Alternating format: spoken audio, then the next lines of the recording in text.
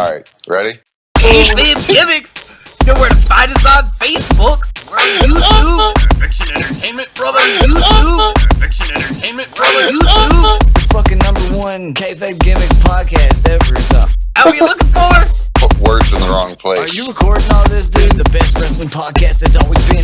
What you gonna do, brother, when the beast starts talking about wrestling and drinking whiskey and it's all crazy up in here? This is Kayfabe Gimmicks. It's Snuva here. I've got 3 motherfuckers here tonight, sadly. I got Mark O'Leary. Still have no opener. He's still not cool enough to get a name. We'll figure something out, maybe. I got Roughly.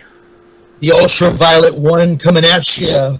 It's me, it's Roughly. He really wishes he was DD fucking P, apparently. The good news is, they're probably close to the same age, and Rough looks better. Ooh, burn. Sorry, DDP. And then I got the Beast. What's up, guys? God damn, I really thought he was gonna give us a good one for once. Where's the Nah, man, I ain't got no shit about your mama today or anything like that. That's good, that's good. What? I'm being polite today. Oh. It's a polite day for the next, 10 minutes, and then I'll be an asshole. Well, we're going to start off by talking about Raw. We're going to change up the format a little bit tonight, but I want to start with Raw like normal. It started like dog shit. Yeah, it did. Again. Yeah, it did. Yeah, very disappointing. There's supposed to be some sort of build up to a big announcement, and it was nothing. I'm sick of announcements. I'm sick You of know, no matter what happens, it all went according to plan. Because that's how they played it off later. Yeah, I'm sure sick of that's... the authority. I'm just, I'm kind of sick of the big bad boss character. It's kind of obnoxious.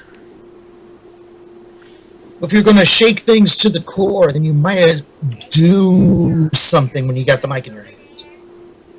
It's a solid point. It's been the same thing for a long time now, the same promos every week.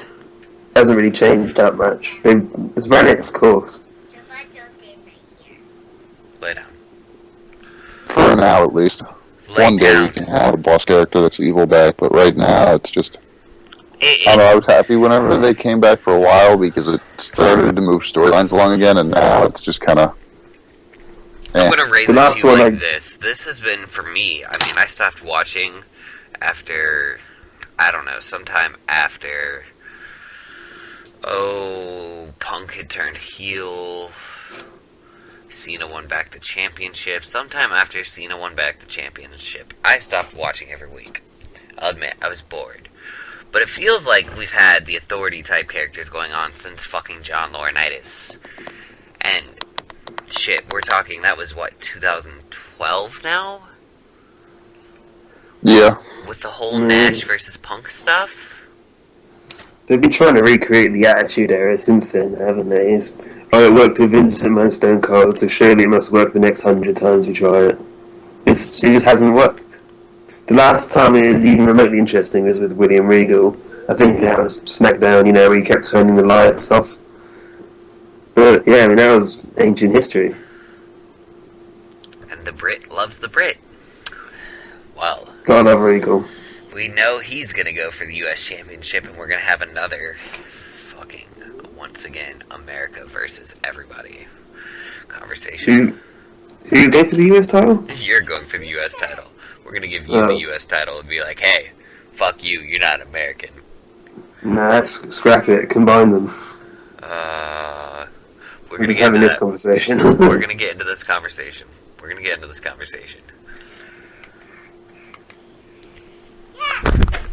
Such a redundant piece of crap at this point. One more word. Alright, guys. So, I want to talk about this, and I'm going to start with Mark. Mark, did you even watch the fucking promos this week? Let's even ask that question before we go on with this. Honestly, I skipped most of Raw. It wasn't. I kept to the beginning and sort of read some notes later because I wanted to know what the big announcement was supposed to be. Apparently, it was supposed to be about Dean Ambrose. It had nothing to do with Dean Ambrose. So yeah, it was a big disappointment. I guess they announced the potential for like Bryan against Reigns setting up the number 1 contender match, but Well, announcement. They set up the winner of Rollins versus Bryan to go on to face Reigns. That wasn't even an announcement. That only happened because Bryan and Rollins came out. Where was the announcement? I think it was supposed to be something he already had something to say, right? Nothing. I think the big announcement was actually that Triple H is going to deal with Sting. Really? You think that was it? I mean, he did say that at one point. I don't know. It's not really like an announcement, though, is it? It's like he said he was going to settle all the controversy about the Rumble, and you might think that it would have been about Sting, and you might think it might have been about the ending of it, because he hinted it was about the ending. But then he just let everything just kind of take its course, and everything kind of felt like it ran off the rails. It's just your standard, one person comes out, starts talking, another person comes out, then they make another match later. It's the same thing that happens every week. No announcement. I really kind of feel like the announcement was the fact that there was no controversy. And in reality, there isn't. WWE had a storyline booked, and they played it out through fruition. Yeah, I mean, define controversy, I suppose. I mean, everyone hates it, so I suppose that's the controversy. Yeah, but it didn't exactly go over well. WWE just said, fuck it, there's no controversy. You guys just... No, I think they've had... Look at how much they've had to address it. That's not normal. If the crowd boos something, normally they just play it off as if nothing happened. This time it was just so huge that they have to mention it. They can't not acknowledge it. That's kind of big. That's quite a recent development in WWE history that they've never had to do that. Well, let's take it as it happened then. They then treated it like a joke. Would anybody disagree with that? Yeah, I mean, more sort of a heel move than anything. Yeah. Not as heel movement. Alex, yeah, it's Triple H getting the crowd pissed off by playing it off, isn't it? Do you felt that Triple H just treated it as a joke the entire night, Alex? The announcement? Yeah. Like the whole controversy thing. He just treated it as a joke. That's what I mean by the announcement. He basically said there was something, and then he acted like they were, even in their promos later on, whenever it was like behind the scenes, quote unquote, it was like he was trying to say that he was trolling us. You know what I mean? Because he was saying that, they played right into my hand, blah, blah, blah. We're going to take it to rough. Do you think it was treated like a joke? Yeah, absolutely. It's like it's one of those things where the storyline is kind of making fun of itself at this point.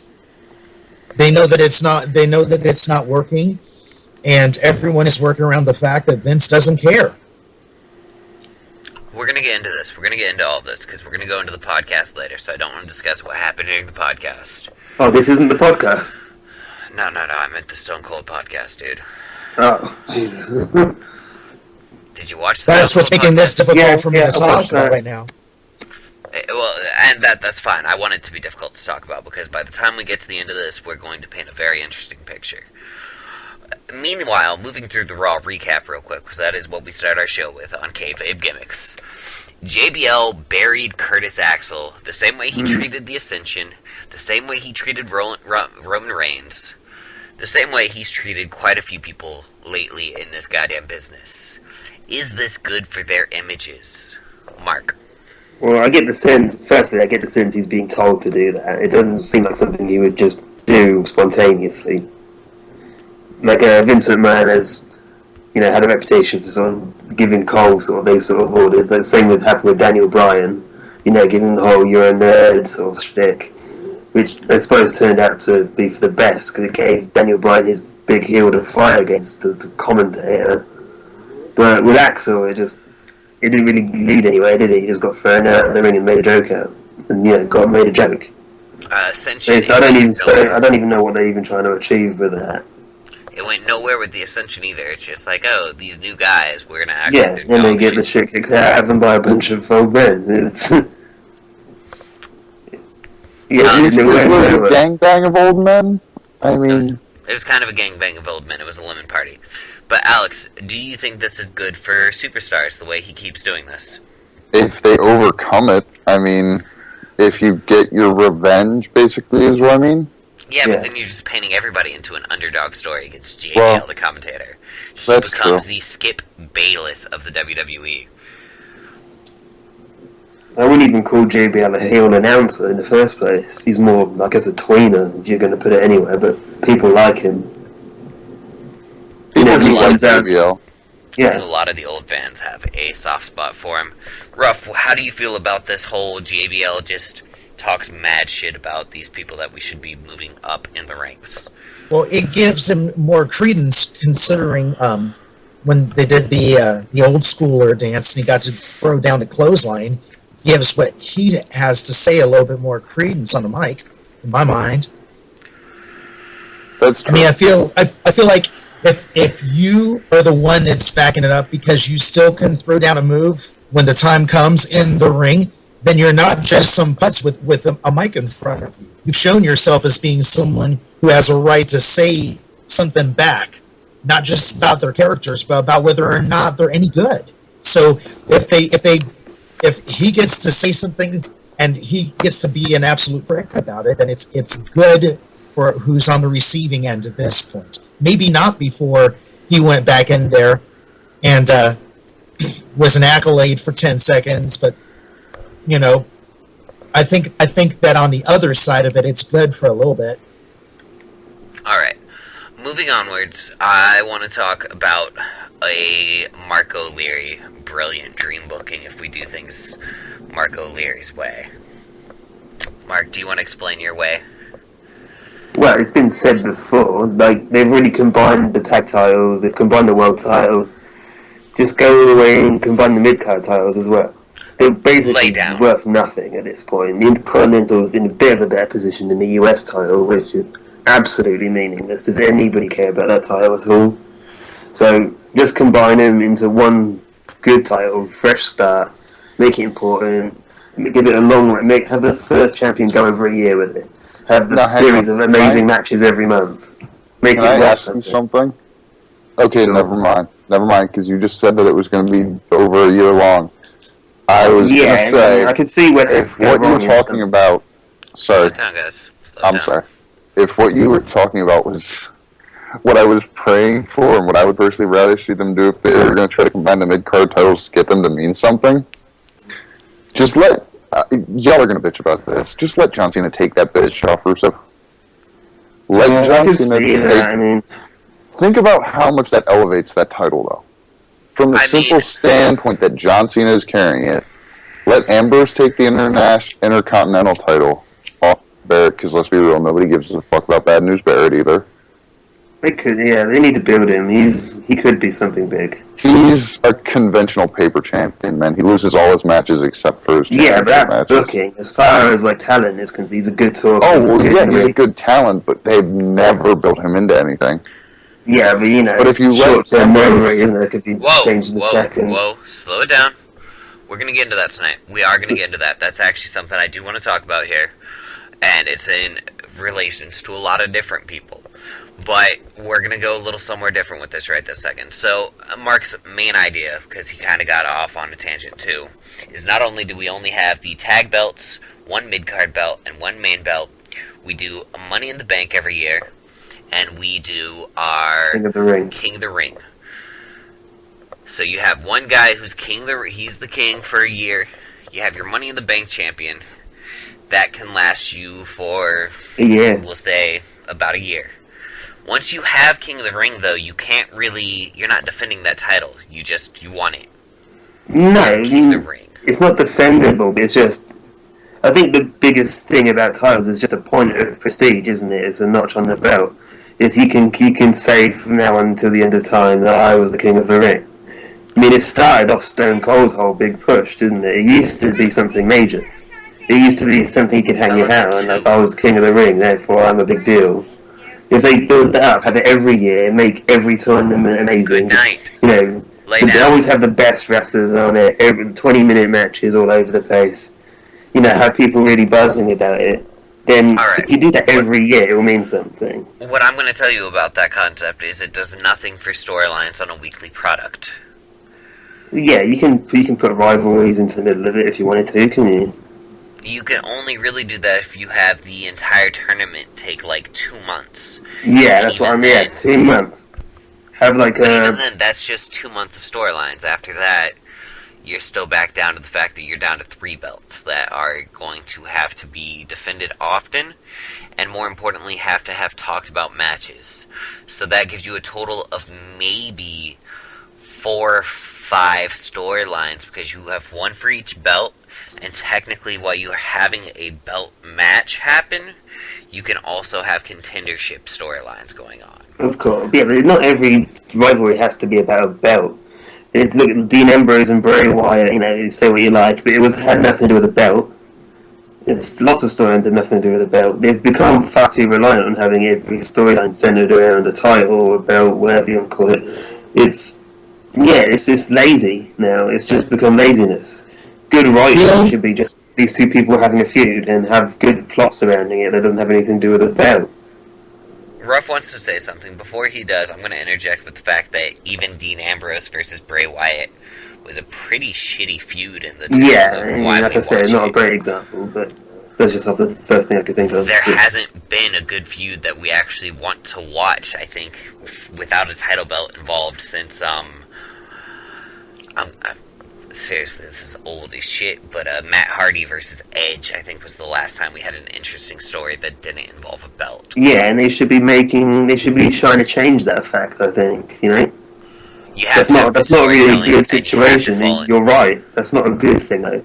They should be able to have good storylines that don't have anything to do with the belt. Ruff, what were you going to say? The only point of a King of the Ring title is to build arrogant heel factor. Because once you have it, all you're doing is trouncing around like King Booker did. Yeah, that's where it's gone off the track. Every King of the Ring, when lately it's been sporadic, hasn't it? Has come up with a king gimmick. You know, they come out with a crown and a robe and all that bollocks. Didn't just scrap it, you know, just have it be an important thing, just a notch on the belt, just be prestigious. They don't have to have a king gimmick every time. That's just boring. When I'm done, I'll turn on the TV again. So yeah, don't bother with that. You don't have to be a king. Turn the volume back on. Good night. It doesn't have to lead to a gimmick change necessarily. It's just a push. Sounds a lot more Basically, reasonable. that push has to take them into either the mid card or the main card. Yeah, I mean, of course, that's the thing. There has to be a payoff. So if you were to book the tournament and just, like I said, have all the best people in it, make it just, you know, a banquet of great matches. Like every week, you're looking forward to this tournament. That'll get people buzzing about it in the first place. And have the winner of that go on to big things. You know, let's say Dean Ambrose wins it, and all of a sudden he's all over the show. Like, he's a big deal now. He's definitely a main eventer. He can challenge for world titles. He's really in the picture. And do the same thing the next year and the next year. Just stop. With it. It's like, You know, in lieu of a title, it's a great way to push someone. No, just stop, because it's simply like this. At this point, if you give somebody that push, you can't have long title reigns when you only have 2 titles. Yeah, that's Everybody true. who gets a chance, gets that reason to fight that champion, Yeah. can't beat them. But then again, it's just like with the Money in the Bank. Every now and then, someone has to lose and not get the championship, otherwise it's predictable. Maybe the first couple King of the Ring winners go on to win the belt. Maybe the next 1, 2, or 3 don't. You know, it can't be everyone who wins the King of the Ring he becomes the champion within the next couple of months. It's just, otherwise that's predictable. We've had, I want to say, anywhere from 15 to 20 Money in the Banks by now. Yeah, I don't think And only 3 of them, I think, didn't get to cash in and win. Yeah, that Cena, should change. Sandow, Every now and then and- someone should lose. Otherwise, yeah, it's too predictable Cena, now. Sandow, and one more. We had one more. I feel like I should know it. I guess Ken Kennedy, like, he sort of lost No, the that British didn't count because Edge cashed that motherfucker in. Yeah. Ruff, do you know? I can't think of right off. I've got a point once you guys think of who it is. I don't really care enough. Yeah. If you want to make a belt important again and have more than 2 belts, because it can't always say you pissed me off, because we can't have every storyline that's not about 2 belts be about that. If you want to make a 3rd belt important, if we're never going to get away from this PG fine for kids era, then that means that we need another 24/7 belt that just says I can knock you off your high horse. the way that they ran the hardcore belt. It never That was- becomes a joke title, though, doesn't it? When you have a 24/7 belt where you can just knock someone out backstage and take it from them, that's fun. Yeah, but that just sort of becomes a comedy belt, doesn't it? In a way, I mean, it might start off with like cool, then it's like someone gets knocked out backstage, pins all of a sudden. It becomes a comedy thing where someone's been the hardcore champion 100 times or something. Well, it gives you something to watch because you know that whoever's got that belt, if it's a 24/7 rule, that means that you've got a bullseye on your back as long as you've got the title. Oh, So yeah. who's I mean, crazy don't get me enough to wrong, want that? It's fun to watch, but it's not. It doesn't fix the sort of prestige of the titles issue that we have now. Well, it's all about watching things. So Yeah. right now, if we go into what we're doing right now, we're segueing, damn it. Ambrose versus Bad News Barrett for the Intercontinental Championship. If this happens, it is a main event type match. These are two main event performers fighting over a mid-card belt because we don't have enough main event titles right now. That's the thing. And Sorry. Yeah. don't run this show like the soap opera it used to be, and we really need to get more into the kayfabe. You Do know you what? agree, Ruff? It's the point of no Yeah. return. It's not going back. We're going to start with Ruff, guys. Ruff, do we need to go back more towards the soap opera days? Well, I mean, the best title I ever heard for it was TV Guide once called it the rope opera. It was beautiful. I mean, we were headed toward a great kayfabe story when we lost Eddie Guerrero with I'm Your Poppy. I thought that was a great. I thought that we were headed toward fun storylines. It's not like we weren't all in on the joke of how much of a story it was. But it still kept you watching. Exactly. And we haven't had any storytelling at all forever now. Every time we have a story, it involves the Authority or some Authority type figure, it seems. Yeah. And this problem actually got reinstated back in 2006 when Shawn Michaels and God fought Vince Vince and Shane McMahon. We've literally had this problem since the Kiss My Ass Club started. That's when the Authority figures started coming back because they disappeared a little bit, and we'd switched to the general managers being the problem. But since we got rid of the separations of brands and all of that stuff, we've been light on storytelling. Yeah. So, how does everybody feel about a main event match being forced into the mid-card? We'll start with Alex. It depends upon who is performing in said main event, honestly. Well, we're saying Bad News Barrett versus Ambrose is definitely a main event match. I mean, it depends what you're main eventing, though. Could they do a Raw that way? Hell yes. Could they do a pay-per-view that way? No, because of the fact that there's no drawing power there, quote-unquote. Because there's no way they would back those two guys as their, hey, this is what you really need to come watch thing. They won't do that. See, can I disagree on that? Because my favorite quote that I've ever heard Jim Ross ever say was, if you aren't trying to make your match the most important thing of every show, then you don't deserve to be here. See, I'm not saying that they're not.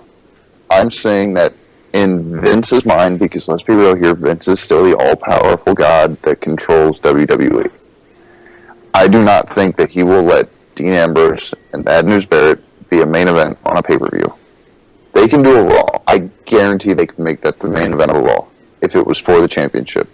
That could not be a main event of a pay-per-view because Vince will not allow that shit to happen. Well, the nominator there is Barrett, then, because Ambrose and Wyatt have been main evented 2 pay-per-views in a row. So it's not I Ambrose's understand issue. where now, he's clearly. coming from, but that's not quite what he's saying. He's saying more of the fact that even if this was for the world title, he doesn't feel like these two are built up enough to be a pay-per-view buy. Correct. That's what we're talking about here. And honestly, at this point, Bad News Barrett, he might be main event talent. He is not a main event character. When was No, the last still time he needs to was be even built. on TV? Yeah, I mean, he for This sure is gonna still get needs into- building. I mean, they're not exactly doing a great job. He keeps losing at the moment. He's such a good talker. He could easily build himself to the top with promos. So We're it's just getting into about all of giving him this tonight. time. Okay. We're drawing all of this tonight, okay? We are painting a picture as we get to the end here. Right now, we are talking about very interesting things about kayfabe and storylines and where they go on kayfabe gimmicks. I want to paint you guys, or I want to showcase something very interesting to you guys. Do you guys know how the ratings went this week? No. Nope. They went like dog shit. We had, I want to say, about 4.2 million viewers. What's the average? Well, the sad news about the 4.2 million viewers is we had 4.4 last week on a non-live show where the only matches we showed were repeats of the Rumble. Well, yeah, it was Royal Rumble Fallout, wasn't it? People wanted to see what happened next. They didn't necessarily know that. Everybody knew that show wasn't live. People on the internet knew. No, dude, that was a well-known thing. It was broadcasted by pretty much every way they have More of telling importantly- people. Yeah, you're talking about a lot of people who don't really pay attention necessarily, just flick onto Raw at the same time every week, you know, so a lot of people... It doesn't matter. It doesn't matter because we have the breakdown by the hours, and the third hour of Raw last week still drew more people than the third hour of Raw this week. So, I guess it's also, you get to watch the Royal Rumble for free. And they sat through it. They sat through the damn thing, even with Bryan getting I eliminated. mean, if I hadn't watched the Royal Rumble and had to pay for it, I would have watched it just to be able to watch the Rumble for free, you know? So I guess that could have been it. It helps, but the point is that more people just turned their TV off as this show kept going on.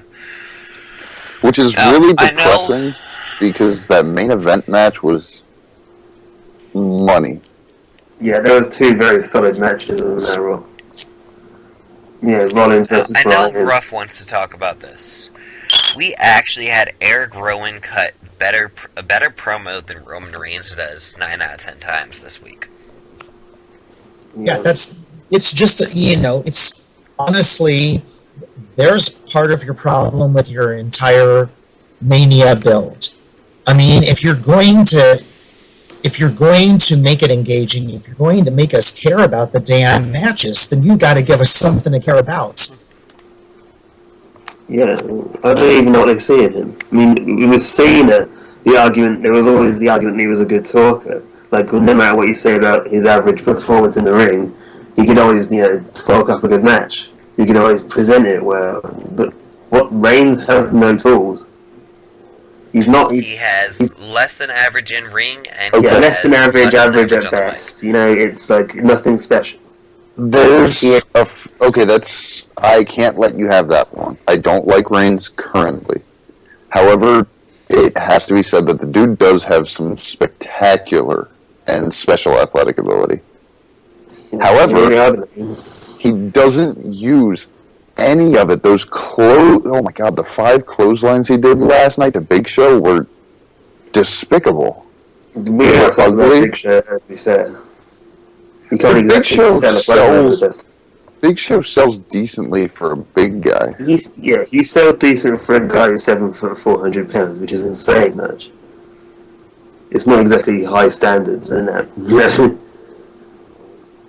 I mean, I've watched Big Show sell some pretty amazing shit with Edge, even. He's had his moments, yeah.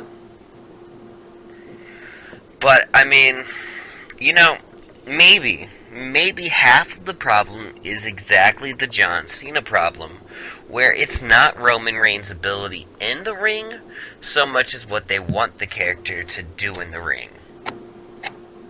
It's a fucking enigma. I don't know. It must just be because he looks pretty. That's got to be it, isn't it? That's it. What else does he have? It's a soap opera. He should look pretty. Yeah, I mean, he's a handsome bastard. Let's not forget it. But he's average in the ring, and you know, we're talking a 3 out of 10. You know, he can't really. He says a few words, and that's about it. He sort of he can give you a good stare down. That's his best quality as far as promos are concerned. He gives pissed off pretty well. He doesn't look. You know, He does eye No, I contact mean, with he the best came out of and them, he started whatever. talking shit. He came out and he talked shit. It was okay. It wasn't the worst. Yeah, but we're talking about the guy, the big top guy, saying, "Oh, it wasn't the worst thing in the world." Isn't exactly a raw. Isn't exactly much, is it? He's We're not talking. okay. That's something you say about a lower mid carder. You're right, and it's true that he's probably not ready for all of this, but at the same time, there's nothing we can do about that unless they decide to go with Brian at Fastlane. We're gonna get into this. Basically, at this point, I guess now is probably the best time as ever. Reigns versus Bryan is gonna happen at Fastlane. Are we skipping? It's guaranteed. Are we Yeah. skipping Rollins Huh? versus Brian first? I feel like that would be an important. Yeah, I mean, you guys kind of talked about it. I thought. Are you good on it, or do you I want to just talk more want to about bring this up main one event? thing, and it's the fact that Daniel Bryan did a move that he used to do in the Indies all the time. Danielson special, yeah. Yes, and I loved seeing Awesome. it. It's such a cool move because of the way that it all executes. It's basically a front full Nelson suplex into an armbar. There's a butterfly suplex. That's what it is. Butterfly. That's the term I was looking for. Thank you. Way early on, when Daniel Bryan first broke in, the first person that he reminded me of was Dean Malenko. So getting him to utilize as much of his moveset as he possibly can legitimizes his lack of size. To me, they need to be using this often and always keep him surprising me with moves. Yeah, I'd like to You know, go back to a bit more of a technical stuff. That's what I was looking Mickey at. James dropped a tweet today, guys. Sorry? Mickey James dropped a tweet. Mickey James dropped Okay. a tweet. That sounds so terrible. And her tweet today was very simple. It said, just because you know 20 million moves doesn't mean you need to try to put them all into a match. Brian doesn't, though. It's not like he's throwing, it's not a Dragon Gate. He isn't doing his best 100 moves in as short a space as possible. You know, I mean, he has his moments of speed, like quickness, then he sort of slows down. Like, you know, he's got good pacing. We're gonna get into that tonight. Actually. You know, not we're really gonna get into not this. to bring up one of the most tragic things that people that ever happened to the business, but I can absolutely see in a couple of years Daniel Bryan coming out, grabbing a mic and saying, "I am the best damn technical wrestler in this business." Damn, bro, why you gotta hurt my probably feels should. like that?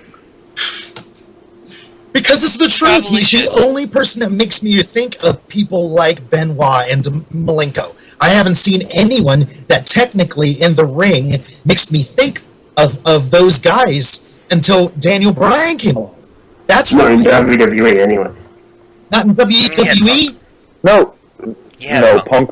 Punk is not on that level, man. I'm sorry. Punk is a damn good wrestler, but there's a difference between being the best technical wrestler in the world and being a very good technical wrestler. Well, we're going to talk about just why he's the best technical wrestler in the world, because I'm going to put it to you guys like this. Daniel Bryan's going to lose at Fastlane.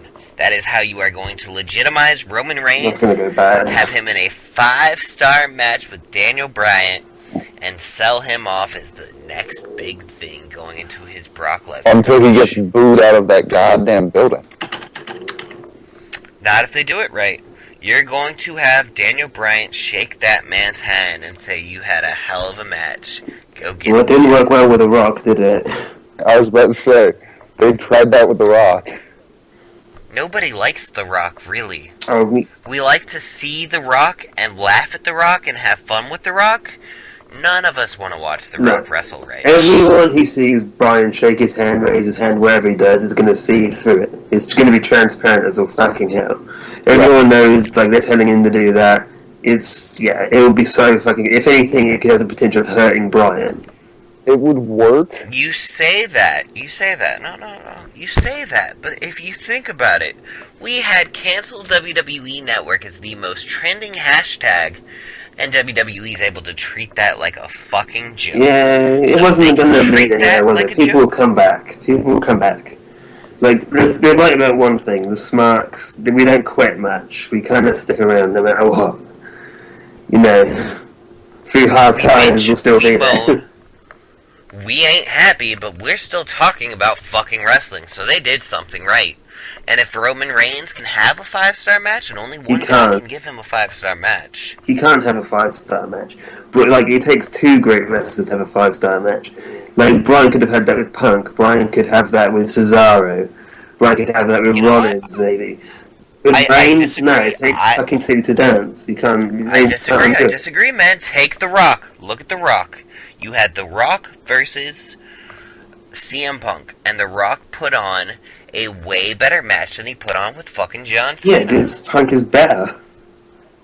Punk carried that match. Daniel Bryan will carry that match. You can have like a 4-star match with Daniel Bryan. You know, if Bryan's carrying it all the way, you can't have a 5-star match with one guy carrying it. They have to be spread equal for that. You have to have 2 5-star guys to have a 5-star match. No, because you're misinterpreting what a 5-star match is. What you see as a 5-star match versus what the casual audience is going to buy as a 5-star match are 2 very different things. You see, I'm absolutely going to agree with Snuva when it comes to this, because half of it is about the ability to make an opponent really look good, too. And that's the reason why it doesn't matter who was in the ring with Eddie Guerrero. If Eddie was losing, you were still watching him because he carried the match. If you were busy watching Triple H against The Undertaker back when The Undertaker looked intimidating, you were still watching how Triple H was reacting to The Undertaker because Triple H was carrying that match. Yeah. So it's really about whether or not someone can make the match really sell the way that it should, especially on the losing end. If you can't sell a loss the right way, then you're never going to have a great match. Bryan can make Reigns look strong, but that's not going to fix anything. The issue isn't whether Reigns looks strong or not. He's looked strong since he debuted. No one's questioning that. That isn't why people don't like him. They don't like him almost because he looks too strong. Like he's being shoved down our throat every fucking Raw, and then with his hand raised high, it's tedious. People don't like it. People want something a bit more technical. People want someone who can put on a great match. If they're seeing a match with one guy carrying the whole thing, then it's not going to prove it's anything to anyone. Are we going to be convinced by that? No. You are watching Reigns lose to Big Show how many weeks now? Yeah. How many weeks has Big Show fucked Reigns up? That's just raw, short-term memory. People forget all about that. Pay-per-view is different. Exactly. And that's why if Daniel Bryan can actually make him look like he's having a technical match, you're not going to have Reigns look strong in the sense that he physically dominates Daniel Bryan, because nobody's going to give a shit about that. If you're going to paint him as good, you're going to have Daniel Bryan and him put on at least a slightly technical match. There's going to have to be some back and forth. It will be a good match because of Bryan. It will be a good match because of Bryan. Like, I'll be excited for that match, Reigns, notwithstanding. Because they'll give them a good long time and Bryan will carry it to a good match. Reigns might look kind of impressive during it just because of Bryan carrying the match, but then next week on Raw he'll go back to being shit again, and then that's it. He can only have a good match. Short-term memory. Short-term memory, you just said it. It doesn't matter what the fuck happens. Yeah, and then it's WrestleMania, and his match with Brock is going to stink the fucking building out. That match just has to be a brawl. Yeah, but you don't want to see a brawl for the main event of WrestleMania. Like, what are you expecting against Brock fucking Lesnar? He's the beast. He German suplexes motherfuckers. Yeah, but Brock can sell. He can wrestle technical. He's had good matches with Benoit, Guerrero, and but he doesn't do that anymore. He does 2 moves. Huh? He does 2 moves. He does a German suplex and he does an F5. Well, he has one move. It's just the German suplex is over right now, so he's been spamming it. And he has Kimura lock. Those are the 3 moves you're going to see from Brock Lesnar at WrestleMania. And some punches. And against Reigns. You're not going to watch him suplex. You're not going to watch him do a lot of power bombs. You're not going to see him do jack shit besides that German and that F5. Maybe. And that's not exactly going to do good for that match, is it? So you just have to have a brawl. People are not going to believe Brock Lesnar going down in any way other than a brawl right now. So what we looking at, like 20 minutes of kicking and punching? Wait. Alex is trying to talk, man. Alright. Go for it, I Alex. think the opposite of that is actually true. You think people are gonna buy Lesnar going down in something other than a brawl? Yes. I think The man just won with broken I've- ribs against 2 I've dudes. mentioned this before, and I'm going to bring it up again. The whole point of WWE is suspension of disbelief, right? Mm-hmm. To some extent. Through suspension of disbelief, we are convinced that Daniel Bryan, despite his size, is one of the most powerful men on the planet, correct? Because he is... I don't believe he's powerful. He beat, Okay. Triple H One of and he beat those- Randy Orton, Batista, yeah. Okay, how about instead of powerful, I probably used the wrong word. Dangerous. Yeah. He is one of the guys you have to watch out for more than anything because he is an amazing professional wrestler, right? Now, in this suspension of disbelief, you know what is extremely hard to, take? Hard kicks, whenever you're on your knees, whenever you could just get up. Chops. Headlocks. Someone diving through the ropes on you. Things like that are apparently extremely powerful whenever you suspend your disbelief. Correct? Yes. Yeah. I don't think any of us buy the headlock part, but sure. The rest Okay, of it. well, you know what I mean, though. He already showed that you can't hurt Brock by just beating him up. Which is why I say that the whole point is that if you suspend your suspend your belief on it, and the whole point is that he's able to out-professional wrestle Brock, that Bryan has a more legitimate case of being able to, quote-unquote, beat Brock Lesnar. Now, I see where you're coming from, but where's my suspension of disbelief to keep me from believing that Brock Lesnar isn't going to just face palm him to the ground? It's professional wrestling. What have you been watching all this time? But at the same time, you've never had somebody with the build that Brock Lesnar has right now. Rollins Never. has been fighting him lately, and Rollins is much bigger than Bryan. And Rollins said he stood no chance in hell of beating him last weekend. He said he gave it his all and couldn't win. Did he say that? Yeah. Didn't he say Yeah. that about Bryan? No, he he was said talking that about about Brock. fighting Brock Lesnar. No, I thought he was saying that Bryan has no chance against Lesnar. He was saying that he had given it all. He would try again, but he had given it his all, and Lesnar was still I stacked. missed that. Let me ask a practical question. Has Bryan ever lost to submission in his career on WWE? I'm sure he has. Maybe. Sure, somewhere. Maybe I think he tapped to Del Rio. Maybe. He didn't have the build He John probably Cena did. definitely tapped to Del Rio, and he probably tapped to Punk once or twice, too. Both are very possible. I think maybe Sheamus got him with a cloverleaf one time. Oh god, that's really sad. I don't even think about Sheamus as a fucking submission. Well, they were trying to build him up as having a cloverleaf as a finisher for a while, weren't they? Damn. Emphasis on That was trying. such a shit. That was Yeah. such a shit move. It's a decent move, I suppose. It's nothing that exciting, though, is it? It's... For Sheamus, though, that's a horrible move. Alright, look. So, Okay. right now, let's quick talk Fastlane. Do we expect Lesnar at Fastlane? Mark, Sorry, do say you that again. expect to see Lesnar at Fastlane? Isn't he on the It's poster? on the video. I don't know about a poster. I haven't seen a poster. I guess, I mean, if he was on the poster, I'd say yeah, but in video, they do that all the time, and they just put people in the video. Whether he wrestles or not, I don't know. I think he'll make an appearance, yeah. Because it's WrestleMania, Road's WrestleMania. Oh my god, it's the worst poster I've ever seen, and really, it's worse because it's just a giant black and white photo of Roman fucking Reigns. How did we not know? How did we think he wasn't going to win the Rumble when this poster's been out for a month already?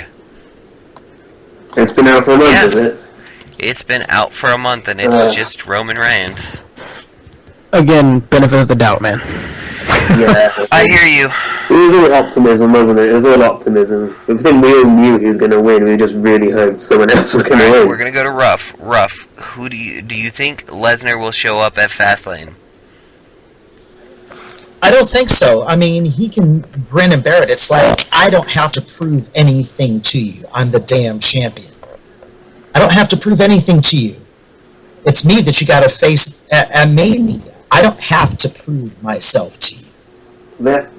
They have to set up some kind of feud with whoever he's fighting. I don't know, Reigns presumably. So I mean, he can only be so absent. anything is possible now that you mention it. So, let's go with it right this. Goon, is Lesnar going to show up at Fastlane? Probably not. I don't see much of a reason for him to. I mean, he could show up on Raw following it even, but leading into Mania, but I don't think he'll show up. No. At the actual pay-per-view. Alright, next question. I'm pretty sure we're all pretty agreed on the fact that Cena Rusev's going to last for the next 60 days, right? Hell yeah. Probably. Yeah, there's a Mania match in there. Now, so Reigns has to have a match at Fastlane. Who's it going to be against, Mark? Reigns, You're dream booking this basically right now. We have no idea. well, it what looks it's gonna Big be. Show, He's doesn't gotta it? fight Probably, someone. probably Big Show. Alright, Ruff, who do you I think? say show. Goon? Unfortunately, most likely Big Show. It's not And what it's I going to would be a want. fucking dreadful match as well. Book it better. Book it so it would make sense, guys. Like- who would you put him against to make WrestleMania feel better? Ah, man. I would want him to turn heel as soon as possible, so I'm going to go with Ambrose. Nothing I'd actually want involves Reigns continuing on with his push, so... I mean, I don't think you can avoid it at this rate, so you have to give him somebody that he's going to have to wrestle that's actually going to make him look good. Well, it's basically just Rollins, isn't it? I mean, that's the only one that could really sit up quickly. How about if we... They're missing one Raw, so they have, 3 Raws before Fastlane? Rollins is the only one who has some backstories. They can just, they can fast track that feud, can't they? I can see that one. Rough. Are you sure you don't have anybody that you could see him fighting that would help legitimize this for you? The only thing that would be in anyone's best interest is if possibly we... this is dream booking, and you're talking about an extended contract with Lesnar. But if Lesnar has to save Roman Reigns from the Authority so that he can plan on taking Reigns apart at Mania, then we've got a little bit more heat on the story. So if, for whatever reason, Roman Reigns has Triple H mad, and it turns into a 2 against 1 where you've got Big Show and Kane beating up on him. I mean, the other good idea that you can come up with is, there's no reason for Rollins to do this. If Rollins bet his contract against Reigns' golden ticket, that way Rollins has as many chances as possible at Mania. That's an interesting way to look at it. I'm gonna maybe pose something a little bit different to you.